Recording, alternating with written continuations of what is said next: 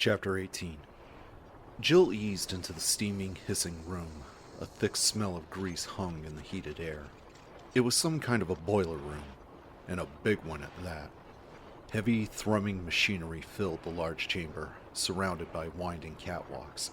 Massive turbines spun and pounded, generating power in a steady whine as hidden ducts spat out steam at short intervals. She moved slowly into the poorly lit chamber, peering down one of the railed walkways into the fluctuating shadows cast by the towering generators. From where she was, she could see that the place was a labyrinth of paths, twining around the giant blocks of noisy machinery. So this explains why they were able to keep the estate a secret for so long. They basically had their own little city out here, totally autonomous. They probably had their own food shipped in, too. She turned down the narrow walk to her right, watching uneasily for any more of the strange pale zombies she'd seen in the corridors of B3. The path seemed clear, but with the movement and noise created by the turbines, something ripped at her left shoulder. A sudden violent slash that tore open her vest and scraped the skin beneath. Jill spun and fired, the roar of the shotgun drowning out the hissing machines. The blast hit metal, pellets ricocheting into the empty walk. There was nothing behind her. Where? Suddenly, a lunging blade-like claw sliced the air in front of her face, swooping down from above. She stumbled back, staring up at the steel mesh at the ceiling, and saw a dark shape skitter out of the shadows, hooking its way across the grate incredibly fast, curving claws at its hands and feet.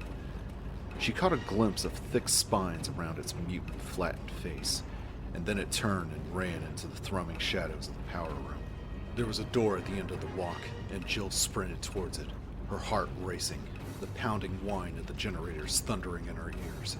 She was 5 feet from the door when she saw the moving shadow position itself in front of her. She raised the shotgun and leaned back. Shit! More of them! There were 2 more of the creatures overhead, squat, terrible things with vicious curving hooks instead of hands. One of them dropped down suddenly, hanging by clawed feet to swipe at her with its bladed arm. Jill fired, and the creature screeched, the blast hitting it in its chest. It fell from the ceiling with a clatter. Thick blood and what appeared to be maggots burst out of its ragged wound. She turned back towards the entrance and ran, hearing the patter of claws against the mesh overhead. Another of the aberrant monkey-like things swung down in front of her, and Jill ducked, afraid to stop running.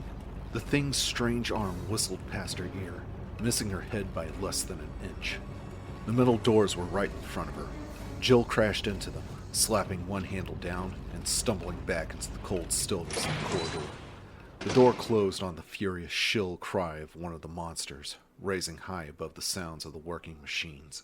She sagged against the door, gasping, and saw Barry Burton standing midway down the chilled, silent hall. He hurried towards her, an expression of deep worry on his rugged, bearded face. "Jill! Are you all right?" She pushed away from the door, surprised. God, Barry, where have you been? I thought you got lost in the tunnels. Barry nodded grimly. "I did.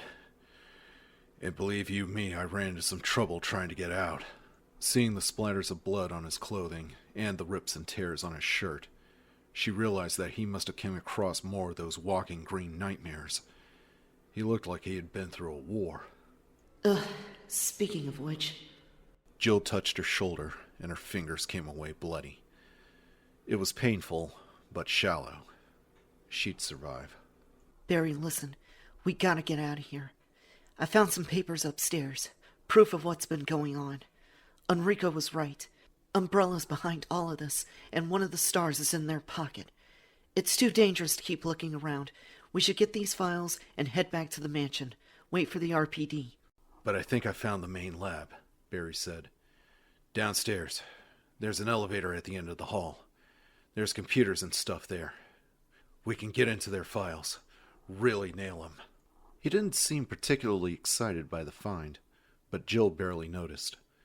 With the information they could get from Umbrella's database, names, dates, research material, We can find out everything. Present the investigators with the whole messy package. Jill nodded with a grin. After you. The tunnels had been a cold, miserable maze, but the map had led them through rather quickly. Rebecca and Chris reached the first basement level, both of them shivering and wet, and more than a little freaked out by the dead creatures they passed along the way. It seemed that the Umbrella scientists had been disturbingly creative in their approach to creating monsters. Chris rattled the door that supposedly led to the heliport, but it was solidly locked.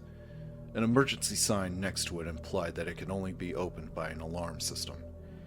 He hoped to send Rebecca out with the radio while he searched for the others, but the locked door put a damper on those plans. He looked down the narrow stairwell and sighed, turning to her. "All right, here's the plan. I want you to stay here. If you stay by the elevator, you should be able to pick up Brad's signal from outside. Tell him where we are and what happened. And if I'm not back in 20 minutes, get back to the courtyard and wait there until help comes." Flustered, Rebecca shook her head. But I want to go with you. I can take care of myself, and if you find the lab, you need me to tell you what you're looking at. "No. For all we know, Wesker already killed the other stars, and he's looking to finish the job. If we're the last ones, we can't risk both of us getting ambushed. Somebody has to survive and tell people about Umbrella. Look, I'm sorry, Rebecca, but this is the only way." He smiled at her, putting a hand on her shoulder. "And I know you can take care of yourself. Look, this isn't about your competence, Rebecca. 20 minutes. I just have to go and see if anybody else made it." Rebecca opened her mouth as if to protest further, and then closed it, nodding slowly. Okay. I'll stay. 20 minutes. Chris turned and started down the ladder, hoping he could keep his promise to come back. The captain had successfully deceived them all, acting the part of concerned leader for weeks while the people in Raccoon City had died. And all along he knew why. The man was a sociopath. It seemed that Umbrella had created more than one kind of monster, and it was time to find out just how much damage he had done. Barry couldn't bring himself to look at Jill as they took the elevator down to B4. Wesker would be waiting for them at the bottom, and Jill would find out that he had been helping the captain all along. He killed 3 more of the violent, springing creatures down in the tunnels before making it to the lab, only to run into Wesker, who had insisted that he lure Jill down to B4 and assisted him in locking her up. The smiling bastard reminded Barry of his family situation and promised again that it was the last thing he'd have to do, that after Jill was safely locked away, he'd call his people off. Except he said that every time. "Find the crests and you're free. Help me in the tunnels, you're free. Betray your friend." Are you alright, Barry? He turned to her as the elevator stopped, looking miserably into her concerned, thoughtful eyes. "I've been worried about you ever since we got to the mansion," she said as she laid a hand across his arm. "I even thought... Well, never mind what I thought. Is something wrong?" He pulled the gate open and raised the mesh outer door, an excuse to look away from her. Yeah. Something's wrong," he said quietly. But now's not the time. Let's just get this over with." Jill frowned, but nodded, still looking concerned. "Okay. But when this is over, then we talk." "You won't want to talk to me when this is over." Barry stepped out into the short hallway, and Jill followed, their boots clanking across a steel grate. The hall turned to the left just ahead, and Barry slowed down on the pretense of checking his weapon, letting Jill get in front of him. They turned the corner, and Jill froze, staring into the muzzle of Wesker's raised Beretta. He grinned at them, his sunglasses hiding his eyes, and his smile smug and leering. "Hello, Jill. Nice of you to drop by," he said smoothly. "Good work, Barry. Take her weapons." She turned her startled gaze to him as he quickly plucked the shotgun from her hands, and then reached around to unholster her Beretta, his face burning. "Now get back up to B1 and wait for me by the exit. I'll be up in a few minutes." Barry stared at him. "You said you wanted to just lock her up." Wesker shook his head. "Oh, don't worry. I'm not going to hurt her. I promise. Now get going.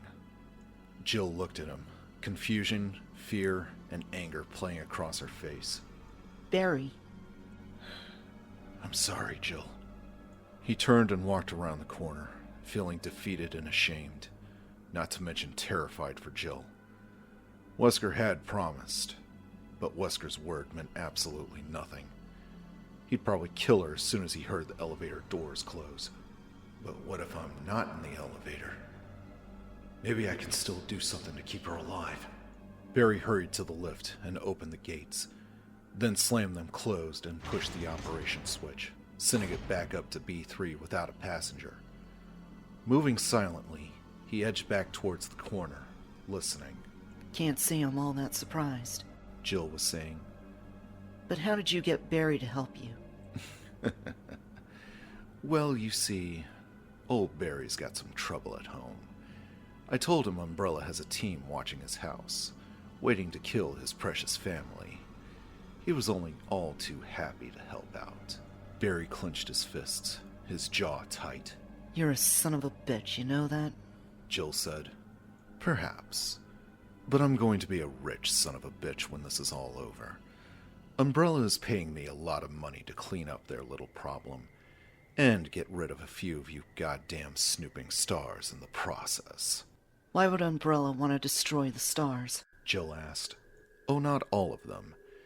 They have big plans for some of us. At least those of us that want to make a profit. It's sniveling do-gooders like you they don't want. The red, white, and blue, apple pie, and all that other happy bullshit. The way Redfield's been running around, mouthing off about conspiracies. Did you honestly think Umbrella didn't notice it? It has to stop here. This whole place was rigged to blow up just in case of an accident. And the T-virus escaping definitely qualifies. Once you're all dead and this facility's destroyed, no one will be able to get to the truth. The lion son of a bitch was gonna kill us all. But that's quite enough about Umbrella. I had you brought down here for a little experiment of my own. I want to see how the most agile team member of the Star stands up against the miracle of modern science. Now if you'll just step through that door. Barry flattened himself against the wall as Wesker stepped back, part of his shoulder coming into view. He put his hand on his Colt and drew it out slowly. I can't believe you're doing this. Jill said. Selling out to protect a bunch of unethical corporate blackmailers. Blackmailers? Oh, you mean Barry? Umbrella wouldn't bother with blackmail. They can afford to buy people just as easily. I just made all that up to get him on board, and Barry slammed the butt of his Colt into Wesker's skull as hard as he could, dropping him like a ton of bricks.